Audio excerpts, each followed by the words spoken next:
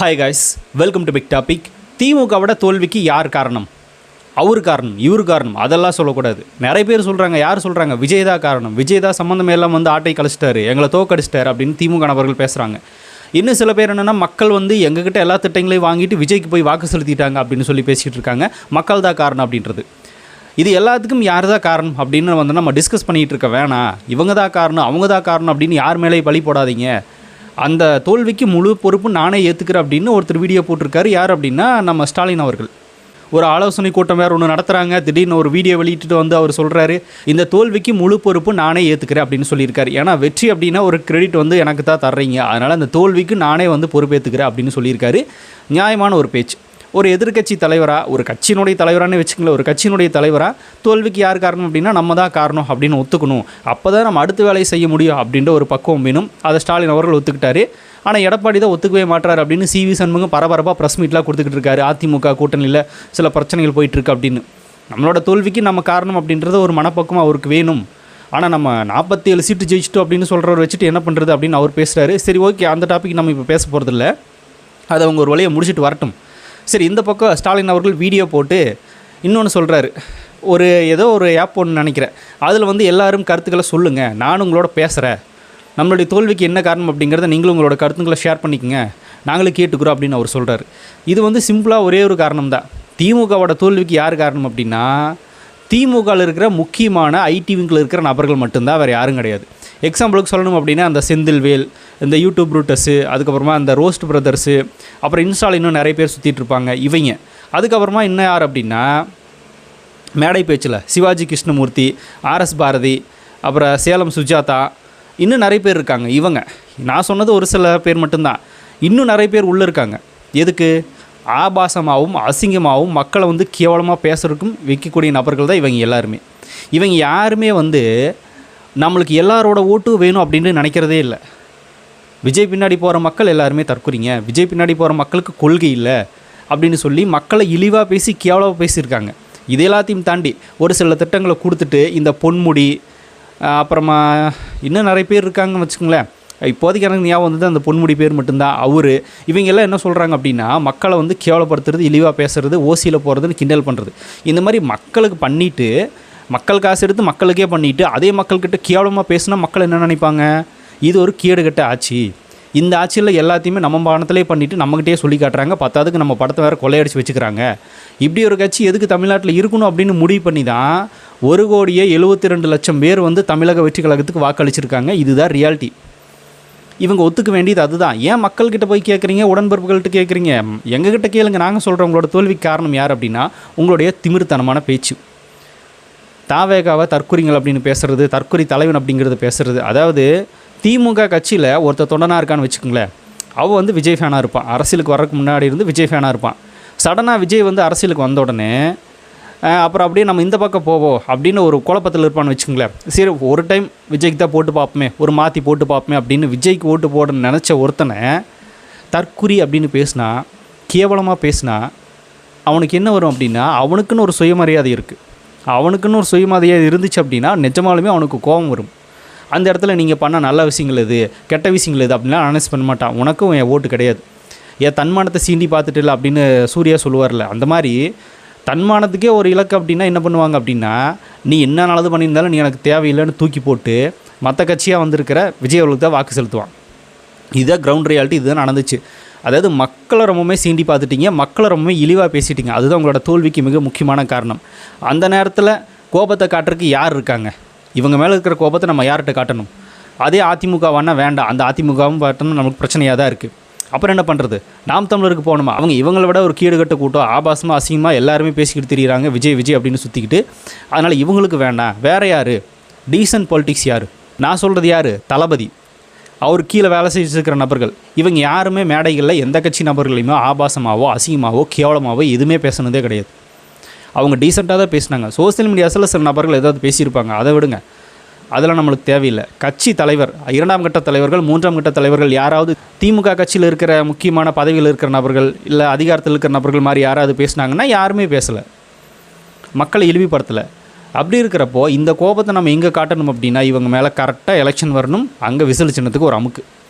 அதில் காட்டணும் அப்படின்னு முடிவு பண்ணி வாக்கு செலுத்தின நபர்கள் தான் இப்போ தாவேகா கட்சியை ஆளும் கட்சியை உட்கார வச்சுருக்காங்க. விஜய் அவர்கள் சிஎம் ஆயிருக்காரு. இதுதான் ரியாலிட்டி. இது புரியல அப்படின்னா இவங்க என்ன டிஸ்கஸ் பண்ணுறாங்க, என்ன ஆலோசனை பண்ணுறாங்கன்றது புரியலையே. நம்ம ஏன் தோற்றோம்? உங்களோட ஆணவ பேச்சில் தோற்றிங்க, அதுதான் உண்மை. அதவே நீங்கள் இன்னும் அனலைஸ் பண்ணலை அப்படின்னா நீங்கள் அடுத்த தேர்தல் எப்படி ஜெயிக்கிறது? இப்போ கூட அதே தான் பண்ணிக்கிட்டு இருக்காங்க. நேற்று உதயநிதி ஸ்டாலின் 2 நாளாக என்ன பேசுகிறாரு? நாங்கள் கொடுத்த கூட்டணி கட்சிகள் மூலமாக தான் நீங்கள் வந்து ஆட்சி அமைச்சிருக்கீங்க, சிறுபான்மை கட்சின்றாரு. தனிப்பெரும்பான்மையாக 108 தொகுதி ஜெயித்த தாவேகாவை பார்த்து நீங்கள் ஒரு சிறுபான்மை அரசு அப்படின்னு 108 தொகுதியில் ஜெயிச்சது, ஜெயிக்காத தொகுதியிலும் இன்னும் இதர மக்கள் வாக்கு செலுத்தியிருக்காங்களே. 108ங்கிறது நம்ம பெரும்பான்மையாக ஜெயிச்சது தனியாக. அதுபோக மற்ற தொகுதிகளையும் வாக்கு செலுத்தியிருக்காங்க. அங்கே ஜெயிக்கலாம், ஆனால் அங்கேயும் விஜய்களுக்கு வாக்கு செலுத்தியிருக்காங்க. கிட்டத்தட்ட 1,72,00,000 வாக்குகள். அப்படி மொத்தமாக இருக்கிற மக்களை நீங்கள் சிறுபான்மை அரசு அப்படின்னு கேவலப்படுத்தினீங்க அப்படின்னா இதுதான் திமிர்த்தனமான பேச்சு, அநாகரிகமான பேச்சு. இதனால தான் நீங்கள் தோக்குறீங்க அப்படின்றத நீங்களே புரிஞ்சுக்கல அப்படின்னா அடுத்த தேர்தலையும் வெல்ல முடியாது, அதுக்கு வாய்ப்பே இல்லை.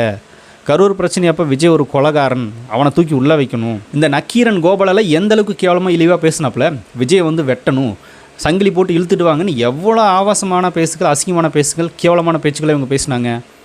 அது எல்லாம் தான் திமுகவை இப்படி கூப்பிடுக்கார வச்சுருக்கு. அதில் எந்த மாற்றம் உங்களுக்கு வேணாம். அதனால் எங்ககிட்ட கேட்டு தெரிஞ்சுக்குங்க. மக்களோட மனநிலைமையில் தான் நாங்களும் இருந்தோம். ஏன்னா நாங்கள் வந்து எதிர்கட்சி, நாங்கள் அப்போ தான் புதுசாக அரசியலுக்கு வந்திருக்கோம். நாங்கள் ஒரு மக்களோட மக்களாக தான் இருந்து தான் பேசியிருக்கோம், பார்த்துருக்கோம். அதனால் இதுதான் அவங்க தோல்விக்கு காரணம் அப்படிங்கிறத நீங்கள் புரிஞ்சுக்கல அப்படின்னா இனி எத்தனை தேர்தல் எடுத்தாலும் வெல்ல முடியாது. தாவேகா நிலைச்சி நிற்கும் அப்படிங்கிறதுல மாற்றம் இல்லை. சரி, ஓகே, இது மட்டும்தானா? இன்னும் நிறையா இருக்குது. அதை அவன் அனலைஸ் பண்ணி வரட்டும், அது நம்மளுக்கு தேவையில்லை. அதுக்கப்புறமா ஈவினிங் ஒரு ட்வீட் போட்டிருந்தார் நம்ம முதல்வர் விஜய் அவர்கள். அதாவது மே மாதத்துக்கான மகளிர் உரிமை தொகை கூடிய விரைவில் உங்கள் வங்கி கணக்கில் வரவு வைக்கப்படும் அப்படின்னு போட்டிருந்தார். அதை உடனே டேக் பண்ணி ஸ்டாலின் அவர்கள் பேசுகிறாரு. என்ன பேசுகிறாரு? ஏன் 1000 ரூபா கொடுக்க மாட்டீங்க? நேற்று சட்டசபையில் நீங்கள் தானே சொன்னீங்க திமுக கொண்டு வந்த திட்டங்களை நாங்கள் தொடருவோம் அப்படின்னு. இப்போ எதுக்கு கால அவகாசம் கேட்குறீங்க? போட வேண்டியதானே 1000 ரூபாயை அப்படின்னு சொல்லி கேட்குறாரு. ஆக்சுவலாக ஒரு 1000 ரூபாய் போட்டுட்டார், அது வேறு விஷயம். அதாவது இதுக்கு முன்னாடி கலைஞர் உரிமை திட்டத்தில் 1000 ரூபாய் வாங்கிட்டு இருந்தாங்களே பெண்களுக்கு, அவங்க கணக்கில் வரவு வைக்கப்பட்டிருக்கு. நாளைக்கு அவங்க பணம் எடுத்துக்குவாங்க, ஒன்றும் பிரச்சனை இல்லை. அவர் எதுக்கு கால அவகாசம் கேட்டார் அப்படின்னா அந்த தளபதி சொன்ன 2500 ரூபாய் திட்டம் இருக்குல்ல, அதை வந்து கொடுக்குறதுக்கு தான் கால அவகாசம் கேட்டார். அதுக்கு முன்னாடி கலைஞர் உரிமை தொகை திட்டம் 1000 ரூபாய் உங்கள் வங்கி கணக்கில் செலுத்தப்படும் அப்படின்னு தான் அவர் சொல்லியிருந்தார். அதை ஃபுல்லாகவே படித்து பார்க்காம டேக் பண்ணி விஜய் பணமே தரல அப்படின்ற மாதிரி பேசுகிறாரு. எதுக்கு கால அவகாசம்னு கேட்குறாரு. சரி, நீங்கள் ஆட்சிக்கு வந்தீங்களா 2021 ஆட்சி பிடிச்சதுக்கப்புறமா எத்தனை வருஷம் கழித்து அந்த 1000 ரூபாய் மகளிர் உரிமை திட்டத்தை அவங்க அக்கௌண்ட்டில் போட்டிங்க அப்படின்னா 2.5 வருஷம் கழித்து போட்டிங்க. ஆட்சிக்கு வந்தோடனே போட்டிங்களானா இல்லை, 2.5 வருஷம் கழித்து போட்டிங்க. அதுவும் தகுதியுள்ள பெண்களுக்கு மட்டும்தான் அப்படின்னு, எல்லா பெண்களுக்குன்னு சொன்னீங்க. அதுக்கப்புறமா தகுதியுள்ள பெண்களுக்கு அப்படின்னு மாற்றிட்டு ஒரு சில பேருக்கு மட்டும் போட்டிருந்தீங்க. 2.5 வருஷம் கழித்து தான் வந்து போடவே ஆரம்பிச்சிங்க. அந்த நேரத்தில் 5 லட்சம் கோடி கடன் வேறு வந்து எடப்பாடி விட்டுட்டு போயிட்டார் இதுக்கு முந்தைய ஆட்சியில் அப்படின்னு வேறு பேசுனீங்க. இப்போ இதே தான் விஜயம் பேசுகிறாரு. என்ன பேசுகிறாரு? 10 லட்சம் கோடி கடன் வாங்கி வச்சுட்டு போயிட்டீங்க, இதெல்லாம் சரி பண்ணி ஒரு மாதிரி கொண்டு வந்து ஓரளவுக்காவது டெவலப் பண்ணுறதுக்கு நிறுத்தணும் அப்படின்னா கொஞ்சம் கால அவகாசம் வேணும் அப்படின்னு விஜய் கேட்டிருக்காரு. எதுக்கு கால அவகாசம் கேட்குறீங்க? 2021 நீங்கள் கால அவகாசம் கேட்டிங்களா, அதுக்கு தான் கேட்குறாரு விஜய் அப்படின்னா ஒத்துக்க மாட்டுறாங்க. 5 லட்சம் கோடிக்கே கால அவகாசம் நீங்களாக கேட்பீங்க, 10 லட்சம் கோடிக்கு விஜய் கேட்கக்கூடாதா? ஆனாலும் கூட விஜய் அவர்கள் அந்த 1000 ரூபாய் போட்டுட்டார், இன்னிலேருந்து போட ஆரம்பிச்சிட்டார். இனி மாதம் அந்த 1000 ரூபாய் வரும். 2500 வரைக்கும் கொஞ்சம் டைம் ஆகும், ஆனால் 1000 ரூபாய் போட்டுட்டார். இப்போ அவர் தான் முதலமைச்சர், அந்த 1000 ரூபாயும் அவர் தான் போடணும். என்ன தான் நீங்கள் கொண்டு வந்த திட்டமாக இருந்தாலும் அது உங்கள் வச்சியோடு முடிஞ்சிச்சு, நீங்கள் வெளியே போயிட்டீங்க. இப்போ கஜானாவில் என்ன நடக்குது, எங்கே எவ்வளோ வருவாய் வருது அப்படின்றது அவருக்கு தெரியும். அதை வச்சு நம்ம யாருக்கு என்னென்ன பண்ண முடியும் அப்படிங்கிறது அவர் தான் முடிவு பண்ணணும். இன்றைக்கி கூட தலைமைச் செயலகத்தில் நிதிநிலை அறிக்கை அதிகாரிகள் கூட பார்த்தோன்னா ஒரு மீட்டிங் நடந்துச்சு, அதிலலாம் தெரிஞ்சிருக்கும். இப்போது அந்த 1000 ரூபாயும் தளபதி போட்டுட்டார். எப்படி 10 லட்சம் கோடி கடனில் நீங்கள் விட்டுட்டு போயிருந்தாலும் அந்த 1000 ரூபாயை ஆட்சிக்கு வந்து 4ஆவது நாளே போட்டிருக்காரு. நீங்கள் என்ன பண்ணீங்க? ஆட்சிக்கு வந்து 2.5 வருஷம் கழிச்சு தான் அந்த 1000 ரூபாயை அக்கௌண்ட்டில் போட்டிங்க. உங்கள் 2.5 வருஷம் டைம் எடுத்துகிட்டு பார்த்தோன்னா நீங்கள் போடுவீங்க, அதை வந்து யாரும் கேட்கக்கூடாது. ஆனால் ஆட்சிக்கு வந்து 4 நாளில் ஏன் 1000 ரூபா போடல அப்படின்னு கேள்வி கேட்குறாங்க இவங்க விஜய். ஆனால் அவர் போட்டார், 1000 ரூபாயை போட்டார். இன்னும் சில திட்டங்கள் மூலமாக பணம் போயிட்டு இருந்துச்சுல்ல, மகளிர் உரிமை திட்டம், மாணவர்களுக்கு, இவங்களுக்கெல்லாம் போட்டார். அது கன்ஃபார்ம் நடந்துருச்சு. 10 லட்சம் கோடி கடனில் நீங்கள் விட்டுட்டு போயிருந்தாலும் அதை போட்டிருக்காரு. ஆனால் உங்களை மாதிரி 2.5 வருஷம் இழுத்தடிச்செல்லாம் அவர் போடல. அவர் கொடுக்க வேண்டிய தொகை இன்னும் கொஞ்சம் நாளாக கொடுத்துருவார். அதை எதையுமே முழுசாக படித்து பார்க்காம என்னன்னே தெரியாமல் இவர் பாட்டுக்கு ட்வீட் போட்டுக்கிட்டு இருக்காரு, எது ஒன்று பேசணும் அப்படின்ட்டுருக்காங்க. அதுக்கப்புறமா இன்னொரு விஷயத்த சொல்கிறாரு, இந்த தேர்தலில் வந்து கவர்ச்சி இதை காட்டிட்டு தான் ஜெயிச்சிருக்காங்க, இது ஒரு சுனாமியோ பெரிய சாதனையோலாம் கிடையாது, கவர்ச்சி அப்படின்ற ஒரு விஷயத்தை விட்டு ஜெயிச்சிட்டாங்க அப்படின்னு சொல்லி, அதாவது சினிமா கவர்ச்சி அப்படின்றத வச்சு விஜய் ஜெயிச்சிட்டார் அப்படின்னு ஸ்டாலின் பேசுகிறாரு. இப்போ நம்ம என்ன சொல்கிறோம் அப்படின்னா, சேப்பாக்கம் தொகுதியில் உதயநிதி ஸ்டாலின் ஜெயிச்சார்ல, அதுவும் கவர்ச்சி தானே. 2021 ஜெயிச்சதும் சரி, இந்த எலெக்ஷனில் ஜெயிச்சதும் சரி, கவர்ச்சியா சொல்லுங்கள், கவர்ச்சியா அப்படின்னு தான் நம்ம இந்த இடத்துல கேட்க தோணுது. இப்போது அவங்க சொன்ன பாயிண்ட் ஆஃப் வியூவில் கவர்ச்சி விஜயன்ற நபருக்காக வாக்கு செலுத்தியிருக்காங்களான்னா எஸ், வாக்கு செலுத்தியிருக்காங்க, இல்லைன்னு சொல்ல முடியாது. கவர்ச்சிக்காக மட்டும் கிடையாது. உங்கள் ஆட்சி மேலே இருக்கிற மிகப்பெரிய கோபத்துலேயும் உங்கள் ஆட்சியை வேணான்னு சொல்லி பார்த்தோன்னா கிட்டத்தட்ட 76% மக்கள் முடிவு பண்ணி தான் அந்த முடிவு மாற்றம் வேணும்னு சொல்லி முடிவுகளோடு தான் பார்த்தோன்னா விஜய்களுக்கு வாக்கும் செலுத்தியிருக்காங்க. கவர்ச்சியாக இருந்தாலும் மாற்றம்னு ஒன்று வேணும்னு சொல்லி தான் வாக்கு செலுத்தியிருக்காங்க. ரெண்டுமே இருக்குது. அது வந்து மிகப்பெரிய பாதிப்பை ஏற்படுத்தும் மக்களுக்கு. நம்ம மக்களை எப்படி காப்பாற்ற போகிறோம் அப்படின்னு ஸ்டாலின் சொல்கிறாருங்க. நம்ம என்ன நினச்சிக்கிட்டு இருக்கோம் அப்படின்னா, ஸ்டாலின்கிட்ட இருந்து மக்களை விஜய் காப்பாற்றிட்டாரு அப்படின்னு நினச்சிக்கிட்டு இருக்கோம். ஸ்டாலின் அவரோட ஆட்சியில் என்னென்ன அவலங்கள் நடந்துச்சு அப்படிங்கிறது தெரியும். எல்லா ஆட்சியிலையுமே ஒரு சில அவலங்கள் நடக்க தான் செய்யும், அதில் மாற்றம் இல்லை. அதெல்லாம் நம்ம வந்து எல்லா நேரத்துலையும் எல்லாத்தையும் தடுத்துட்டு இருக்க முடியாது. ஆனால் அதிக அளவில் பெரும்பான்மையாக போதைப் பொருள் மூலமாக உள்ளே வர்றது, போதைப் பொருள் மூலமாக இப்போ நடக்கிற சில தவறான காரியங்கள், கொலை, கற்பழிப்பு, அதுவாக பாலியல் தனியாக, இந்த மாதிரி பல குற்ற சம்பவங்கள் நடந்துகிட்டே இருக்குது. நிறையா நடந்துருச்சு. அது எதுக்குமே ஸ்ட்ராங்கான ஒரு முடிவை வந்து ஸ்டாலின் அவர்கள் கொண்டு வரல. அப்படின்ற ஒரு கோபத்தினால தான் விஜய் அவர்களுக்கு வாக்கு செலுத்தியிருக்காங்க மக்கள். அதை தான் விஜய் கையில் எடுத்தார். நாங்கள் வந்தோம் அப்படின்னா போதைப் பொருளை பெரிய அளவில் ஒழிச்சிருவோம், பெண்கள் பாதுகாப்புன்றது கரெக்டாக இருக்கும் அப்படின்னு சொன்னார்ல, கொண்டு வந்துட்டார்ல. இன்றைக்கி சேலத்தில் சிங்கப்பெண் அதிரடிப்படை அது அஃபீஷியலாக பார்த்தோன்னா ஃபார்ம் பண்ணிட்டாங்க. இன்னிலேருந்து அது செயல்படுது. விஜய் அவர்கள் சொன்னதை செஞ்சு காட்டிட்டார், சைன் பண்ணார். இன்றைக்கி சேலத்தில் அதை ஸ்டார்ட் பண்ணிட்டாங்க. அதிரடிப்படையாக அது நிற்கிது. இனி ஒவ்வொரு மாவட்டத்துலையும் அதை பண்ண போகிறாங்க. அது மூலமாக கண்காணிக்க போகிறாங்க. பல தவறுகள் நடக்காமல் தடுக்க போகிறாங்க. அதை வந்து ஆட்சியில் அமைச்சோன்னே கொண்டு வந்துட்டார். போதைப் பொருளுக்கும் வச்சுருக்காரு, அதுக்கும் பார்த்தோன்னா சைன் பண்ணிட்டார். அதுவும் அதிரடியாக போயிட்டுருக்கு. பெண்கள் பாதுகாப்பில் முழு தீவிரமாக விஜயாவில் இறங்கியிருக்காரு. அதுக்கப்புறமா போதைப் பொருள் அப்படின்னு எடுத்துக்கிட்டோம் அப்படின்னா ஒயின் ஷாப்பு, பல ஒயின் ஷாப்பை மூடினது, இன்னும் நேரத்தை வேறு குறைக்க போகிறாங்க. 21 வயசுக்குள்ள நபர்களுக்கும் வந்து மது பாட்டில் கொடுக்கக்கூடாது அப்படின்னு பல விஷயங்களை கொண்டு வந்திருக்காரு. இதெல்லாம் உங்கள் ஆட்சியில் பிரச்சனையாக இருந்துச்சு, அதை அவர் அனலைஸ் பண்ணி தான் நாங்கள் வந்தால் இதெல்லாம் பண்ணுவோம் அப்படின்னு சொல்லி விஜய் அவர்கள் இப்போது அந்த ஸ்டெப்பை மூவ் பண்ணிகிட்ருக்காரு. அதனால தான் நீங்கள் தோற்றுருக்கீங்க அப்படின்றது ஸ்டாலின் அவர்களுக்கு புரியல. ஆனால் கவர்ச்சின்னு பேசிகிட்டு இருக்காரு. சரி, கவர்ச்சிக்காகவே வாக்கு செலுத்துனதாக இருக்கட்டும். மக்கள் எதிர்பார்த்ததை, பெண்கள் எதிர்பார்த்ததை ஒவ்வொன்றா செயல்படுத்திகிட்டு இருக்காரு. ஆட்சிக்கு வந்த 4 நாள் தான் ஆகுது. அடுத்தடுத்து அதிரடியான திட்டங்களை கொடுத்துட்டு தான் இருக்காரு. அதை பாராட்ட மனசும் இல்லைனாலும் தயவு செஞ்சு குறை சொல்லாதீங்க அப்படின்னு தான் நம்மளுக்கு கேட்டுக்கிறது. அதுக்கப்புறமா சட்டமன்றத்தில் உதயநிதி பேசுகிறாரு, இன்ஸ்டாவில் ரீல்ஸ் போடாமல் ரியலான ஆட்சி கொடுங்க அப்படின்னு பேசுகிறாரு. ஆனால் இன்றைக்கி ஆலோசனையில் ஸ்டாலின் அவர்கள் என்ன பேசிகிட்டு இருக்காரு அப்படின்னா, நம்மக்கிட்ட வந்து சமூக வலைதளத்தில் இருக்கிற நபர்கள் அதிகமாக வேணும், கொஞ்சம் கடுமையாக உழைக்கணும் அப்படின்னு பேசிக்கிட்டு இருக்காரு. இன்னும் அது மகன் என்னடானா இன்ஸ்டாவில் ரீல்ஸ் போடாதீங்க அப்படின்னு இன்னொரு கட்சி பேசுகிறாரு. அப்போ என்னடான்னா என் கட்சியில் பார்த்தோன்னா ரீல்ஸ் போடுறதுக்கு ஆள் கம்மியாக இருக்குது, இன்னும் சமூக வலைதளங்கள் அதிகமாக நம்ம செயல்படணும், அதை கொஞ்சம் கவனமாக பாருங்கள் அப்படின்றாரு. என்ன இது நம்மளுக்கு ஒன்றுமே புரியலையே. இன்ஸ்டா ரீல்ஸ் போடுறவங்கள பார்த்தோன்னா விலைக்கு வாங்கி ஒவ்வொரு மாநாடு நடத்தும் போதும் 1 லட்சம் சேர் போட்டோம், 1 லட்சம் சேர் போட்டோம் அப்படின்னு எல்லா இன்ஃப்ளூயன்ஸையும் பேச வச்சு ஒரே கண்டென்ட் கொடுத்தது யாருன்னா இவங்க தான். இவங்க வந்து பார்த்தோன்னா இன்ஸ்டாவில் ரீல்ஸில் நீங்கள் ஆட்சி நடத்தாதீங்க, ரியலாக நடத்துங்க அப்படின்னு உதயநிதி ஸ்டாலின் அட்வைஸ் கொடுத்துக்கிட்டு இருக்காரு. இது ஒரு காமெடி போயிட்டுருக்கு. இவர் இங்கே அப்போ அங்கே என்னத்தை சொல்கிறது. சரி, ஓகே, இந்த டாப்பிக் விட்டுருவா. இனி அடுத்த டாபிக். உதயநிதி ஸ்டாலின் ஒன்று சொன்னார். சோஃபா மேட்ரு ஒன்று போச்சுல்ல, தமிழக வெற்றி கழகம் ஒரு முக்கியமான கட்சி தலைவருக்கு ஒரு சோஃபான்னு கொடுத்து அவர் வந்து தனக்கு ஆதரவு கொடுங்கன்னு கேட்டுக்கிட்டார் அப்படின்னு ஒரு நியூஸ் போச்சு. அது யார் எவர் அப்படின்றதெல்லாம் அவர் சொல்லவே மாட்டார், அவர் தெரியாது, அது ஃபேக்கு.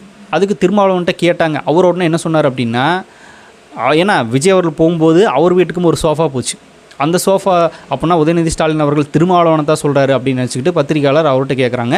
அவர் என்ன சொல்கிறார் அப்படின்னா, அப்படியெல்லாம் ஒன்றும் கிடையாது, அந்த சோஃபா நான் ஆல்ரெடி அதுக்கு முன்னாடி ஆர்டர் பண்ணியிருந்தேன், அது வர்ற நேரத்தில் கேமராவோட நீங்களும் வந்துட்டீங்க, முதல்வர் விஜயும் வந்துட்டார், அது ஒரு கோயின்சிடன்ஸ் தான், அந்த மாதிரி தான் நடந்துருச்சு அப்படின்னு சொல்லி பார்த்தோன்னா திருமாவளவன் விளக்கம் கொடுத்துருந்தாரு. இப்போ உதயநிதி ஸ்டாலின் வந்து எங்களை சொல்லலை, அவர் இன்னொரு கட்சி தலைவரை சொல்லியிருக்காரு போல், எங்களை சொல்லலை அப்படின்னாரு. ஆனாலும் குதிரை பேரம் பேசி சோஃபாலாம் கொடுத்து ஆதரவு தெரிவித்தாங்க அப்படின்னு உதயநிதி சொன்னாலும், தளபதி சொன்னார் எங்களது குதிரை பேரம் பேசுகிற கட்சியில் குதிரை வேகத்தில் ஓடுற கட்சி அப்படின்னு. அதை விடுங்க, கேவலம் ஒரு சோஃபா கொடுத்தாயா யாராவது ஆதரவு கேட்பாங்க? நான் இவ்வளோ பணம் தர்றேன், இந்த பொருள் தர்றேன், இந்த பதவி தர்றேன் அப்படின்னு கூட குதிரை பேரம் பேசியிருக்காங்கன்னு சொன்னால் கூட ஒரு லாஜிக் இருக்குது. சோஃபாவை கொடுத்து விஜய் வந்து ஆதரவு வாங்கினார் அப்படின்னு பேசினா இது எந்தளவுக்கு ஒரு கிரிஞ்சித்தனமான விஷயம். இதை பார்த்தா எல்லோரும் குபீர்னு சிரிப்பாங்க அப்படின்றது கூட இவருக்கு தோணலையான்றது தெரியல. எதிர்கட்சி தலைவர்ன்றதுக்கு தகுதியே இல்லாத நபராக எதிர்கட்சி சபையில் உட்காந்துக்கிட்டு என்னென்னத்தையோ பேசிக்கிட்டு இருக்காரு, வாய்க்கு வந்ததெல்லாம் பேசிக்கிட்டு இருக்காரு. வெளிநடப்பு வேறு இதில். அதிமுக காலத்துலேருந்து இவங்க இதுதான், எதுவும் நடந்துச்சுன்னா வெளிநடப்புன்னு ஓடி போயிடுவாங்க. இப்போது நடந்துகிட்ருக்கு. சோஃபா கொடுத்தெல்லாம் தாவேக்கு ஆதரவு வாங்குறதுக்கு அந்தளவுக்கு சீப்பாக போச்சு அவங்களுக்கு அப்படின்னு தான் கேட்க தோணும். என்னத்த சொல்கிறது. இதில் வேறு அந்த கவர்ச்சியை ஒழிச்சிட்டு நம்ம அடுத்த ஆட்சியை பிடிக்கணும் அப்படின்னு முதல்வர் ஸ்டாலின் அவர்கள் சொல்லிகிட்டு இருக்காரு. நான் சொன்ன மாதிரி இந்த தவறுகளெல்லாம் திருத்திக்கிட்டீங்க அப்படின்னா நீங்கள் ஆட்சி அமைக்கிறதுக்கு வாய்ப்பு இருக்குது. இல்லை அப்படின்னா இன்னும் 2-3 தொகுதிகளை ஜெயிக்கிறதுக்கு வாய்ப்பு இருக்குது. அதை விட்டுட்டு பார்த்தோன்னா இந்த கவர்ச்சியை ஒழிக்கிறது, நாங்கள் எங்கள் தொண்டர்கள் இப்படி தான் கேவலமாக பேச விடும் அப்படின்னே சுற்றிட்டு இருந்தீங்கன்னா நீங்கள் எந்த காலத்துலையும் ஜெயிக்கவே முடியாது. நீ தாவேக்காக தான் தொடர்ந்து ஆட்சி அமைக்கும். இதில் வேறு சவால் அப்பப்போ எதிர்க்கட்சியாக திமுக செயல்பட்டதை பார்த்தது இல்லையே. எதிர்க்கட்சியாக தான் நாங்கள் இன்னும் வேலை செய்வோம் அப்படின்றாங்க. அது உங்களை விட குறைவான ஐடிவிக்கு வச்சுருக்கிறவங்க, குறைவான தொண்டர்களை வச்சுருக்கிற அதிமுக கிட்ட சரிப்பட்டு வரும்.